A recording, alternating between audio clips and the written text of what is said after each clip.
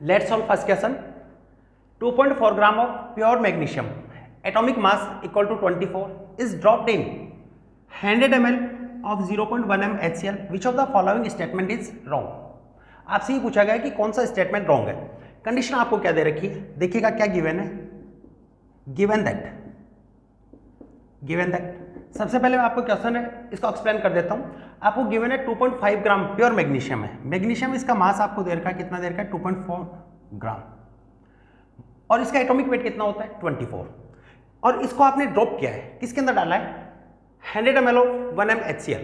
ये एक सॉल्यूशन था, HCl का सॉल्यूशन था, जिसकी मोलरिटी कितनी दे रखी है आपको 1, और वॉल्यूम कितना दे रखा है 100 ml. देखो सॉल्यूशन क्या है 1 m HCl, और इसका वॉल्यूम कितना दे रखा है आपको 100 ml.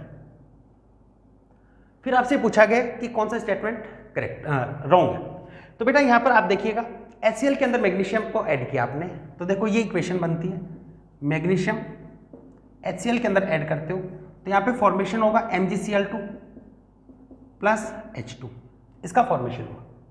अब देखो इसकी स्टाइकोमेट्री की बात करें तो रिएक्शन इसकी स्टाइकोमेट्री मैग्नीशियम की कितनी है 1, HCl की कितनी है 2, MgCl2 1 और H2 1. ये इसकी स्टाइकोमेट्री. स्टाइकोमेट्री का मतलब क्या होता है, इसका मतलब ये बेटा अगर इसका 1 मोल रिएक्ट करता है तो इसके कितने मोल रिएक्ट करेंगे 2, और इसका कितना बनेगा इसके रेस्पेक्ट में 1, और इसका भी कितना बनेगा 1. ऐसे इसके रेस्पेक्ट में भी आप देख सकते हो. ठीक है, और ये स्टाइकोमेट्री है, वो लिमिटिंग रिएजेंट है, उसके रेस्पेक्ट में देखी जाती है. तो सबसे पहले हमें इनके मोल को देखना है कि इनिशियली इसके कितने मोल थे. इनिशियली को मैं बेटा लिख देता हूँ T=0 टाइम. T=0 टाइम का मतलब होता है इनिशियल स्टेज, और इनिशियल स्टेज में इसके कितने मोल प्रेजेंट है. तो देखेंगे मैग्नीशियम के मोल ऑफ मैग्नीशियम, मोल होता है गिवन मास इन ग्राम अपॉन एटम के लिए एटॉमिक मास, और मॉलिक्यूल के लिए हो जाता है मॉलिक्यूलर मास. तो इसका मास कितना है 2.4, एटॉमिक मास 24, तो कितना मोल है 0.1 मोल. ठीक है, मैग्नीशियम का मोल आ गया 0.1. और यहाँ पे देखो मोलरिटी दे रखी है, मोलरिटी और वॉल्यूम की टर्म में देखो मोलरिटी इक्वल टू होते हैं mole upon volume in litre. Then देखो ये बताया आपको मोलरिटी इक्वल टू होती है mole upon volume in litre. Then mole equal to क्या होगा m into V in litre. Molarity है 1, वॉल्यूम कितना है 100 ml. ml में नहीं लेना, किस में लेना आपको लीटर में. लीटर में लेंगे देन डिवाइड बाई 1000, और 1000 से डिवाइड किया तो इसके मोल भी कितने आ गए 0.1. दोनों के इनिशियल मोल कितने 0.1. ये आपका पास में 0.1, इसका मोल भी कितना है 0.1. ये इनिशियल कितने होंगे 0.0. तो सबसे पहले हमें बताना होता है लिमिटिंग रिएजेंट. देखो इधर बता देता हूँ लिमिटिंग रिएजेंट क्या होता है. लिमिटिंग रिएजेंट इसको मैं शॉर्ट में लिख रहा हूँ LR. लिमिटिंग रिएजेंट कैलकुलेट करते हैं initial mole divide by stoichiometric factor. फिर से बोल रहे लिमिटिंग रिएजेंट कैसे कैलकुलेट करोगे, initial mole divide by stoichiometric factor और स्टाइकोमेट्रिक कोफिशिएंट, और जिसके लिए वैल्यू मिनिमम होती है वो इस रिएक्शन में सबसे पहले खत्म हो जाता है, कंप्लीट हो जाता है, उसी को बोल देते हैं लिमिटिंग रिएजेंट, और उसी के अकॉर्डिंग प्रोडक्ट है उसका फॉर्मेशन करते हैं. तो यहाँ पे देखो मैग्नीशियम के लिए बात करोगे तो मैग्नीशियम के मोल कितने 0.1, स्टाइकोमेट्री भी कितनी है 1, तो 1 से डिवाइड करेंगे कोई फर्क नहीं पड़ेगा 0.1. ऐसे बेटा आपने देखा HCl में क्या होता है इनिशियल मोल है 0.1, स्टाइकोमेट्रिक कोफिशिएंट कितना है इसका 2, देन डिवाइड बाई 2, तो आपके पास में कितना होगा 0.05. तो इनमें किसकी वैल्यू कम होगी 0.05 है, ये कम हुआ ना. इसका मतलब आपका लिमिटिंग रिएजेंट कौन सा होगा HCl. तो HCl आपका होता है लिमिटिंग रिएजेंट, ये HCl लिमिटिंग रिएजेंट, और लिमिटिंग रिएजेंट होता है वो रिएक्शन में कंप्लीट हो जाता है. ठीक है, और जो बच जाता है उसको बोल देते हैं एक्सेस रिएजेंट. तो यहाँ पे बेटा आफ्टर रिएक्शन आप देखेंगे, आफ्टर रिएक्शन इसके कंप्लीट होने के बाद में देखेंगे आफ्टर रिएक्शन, देखिएगा क्या होगा. ये कंप्लीट हो जाएगा 0.1 है, ये कंप्लीट होगा.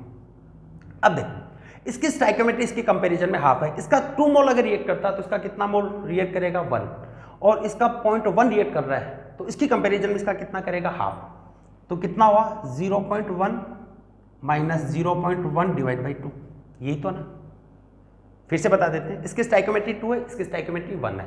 अगर इसका 2 मोल रिएक्ट करता है तो इसका कितना मोल रिएक्ट करेगा 1, यानी से हाफ डिसोसिएट होगा आफ्टर रिएक्शन.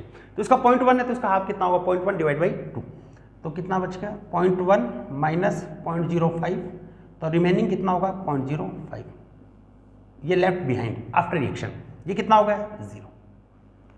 इसके मोल देखोगे तो इसकी स्टाइकोमेट्री भी इससे हाफ है, इसकी स्टाइकोमेट्री भी इससे हाफ है, तो इसका जब 0.1 डिसोसिएट होगा तो इसकी कंपैरिजन में इसका कितना बनेगा इससे हाफ बनेगा.